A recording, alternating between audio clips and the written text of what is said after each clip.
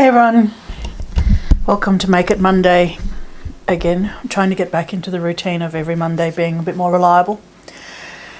Today I'm just remaking an old sampler. Now I made a Christmas range right back, 20 years ago now, and some of it has not stood the test of time. This one had red fabric bleed all over it, but this was the original applique table runner. It's quite a quick, simple technique, and I'm going to replicate it today in the reds with a different feature, but also can do the cream white with the applique to create this sort of finish. So I've used the reds, as I said. That's my background. I'm just going to do the background in the stripe. It's not my favourite fabric, but it's got its place because it's very linear, has lots of fabulous line type elements. But I've used these 5 deep reds to create my blocks.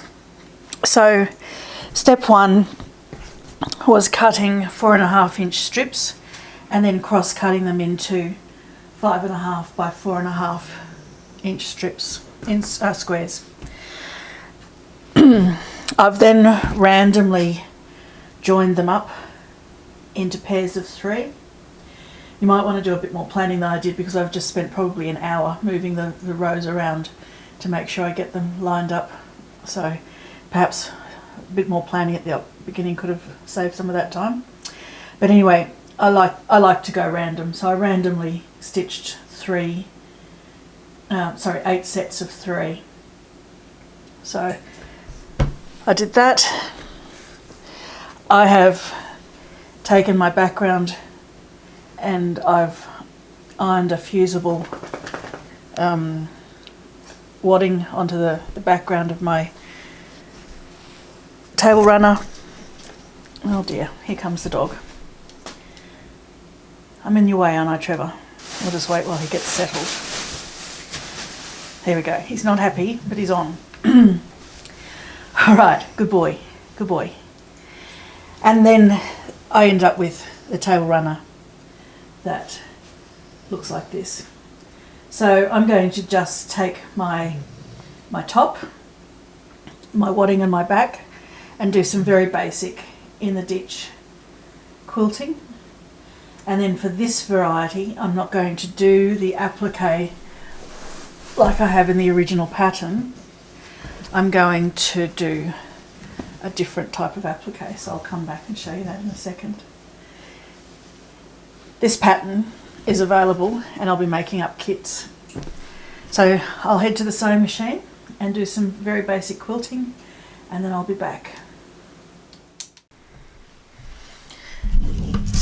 Okay, for this next step, I've taken strips of the white and the cream and my burgundy, dark red, cut them at 1.25 inches, and then ironed double-sided web Vlisa-Fix to the back. So these are all 1.25 inch strips with double-sided web ironed to the back side of the strips.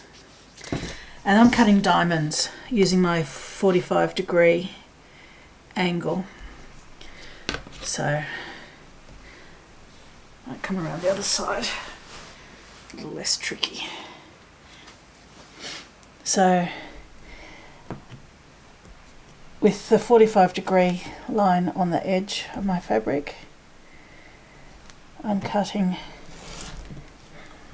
that off, which gives me the angle shape.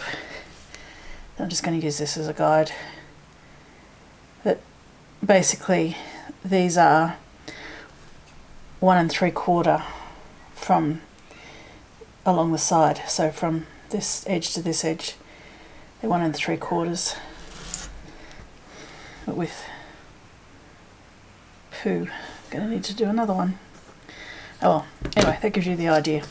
So I'm cutting 1 3/4 diamonds that I'm going to lay out and create a different strip with. Can't believe I misjudged that badly. Right, so now that I've cut my diamonds, I've marked the centre of the table runner with a bit of pencil. So the seam running vertically is the centre, and I've drawn a line horizontally. And I'm just going to show you what I'm doing here, and then I'll come back and actually do it. So I'm going to put the star into the centre of the table runner. So that's where, and then I'm going to alternate with the cream and the white.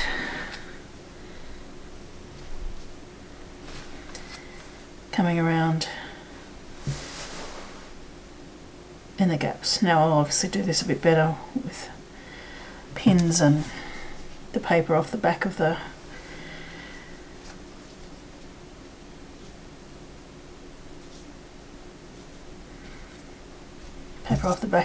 diamonds, but you get the general idea of how it's going to look. And then of course I will stitch that into place.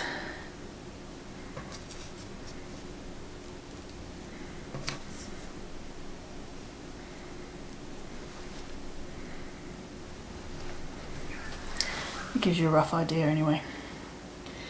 So I'll go through and I'll lay that out properly, iron it down and stitch it through. And then the final thing that I'm going to do before I put the binding on, just get that out of the way, is I'm going to shape these ends. Now, grab the broacher cutter, and I'm going to simply work from the centre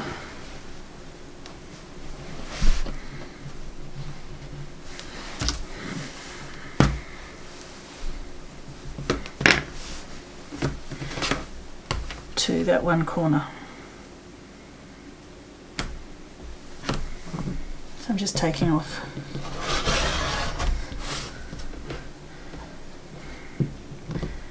need to replace this blade. I hope they're coming soon. So just from the centre of my middle point down to one corner, and I'll do the same again on the other side, and it'll be ready for binding after I've done the applique. So simple point.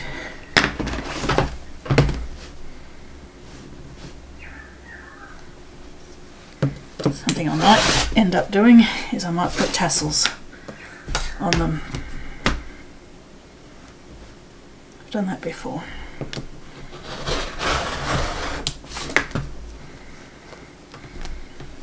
Okay, so you can see the shape that it'll be.